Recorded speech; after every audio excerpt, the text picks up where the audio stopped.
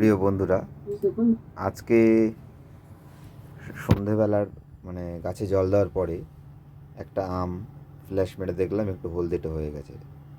তো আমি প্রতিটা আম গাছের এরম ব্যাগিং করে দিয়েছিলাম।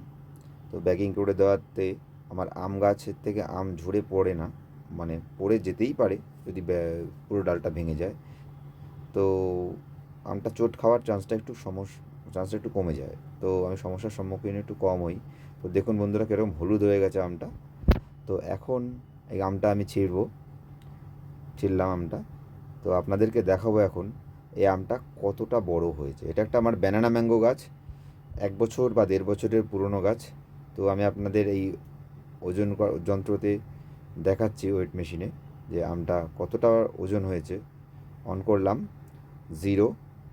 আমটা রাখলাম 366 গ্রাম, 366 গ্রাম আমটা হয়েছে, 66-67 গ্রাম হয়েছে। যাই হোক, তো আমটা আপনাদের কেমন লাগলো জানাবেন। ধন্যবাদ।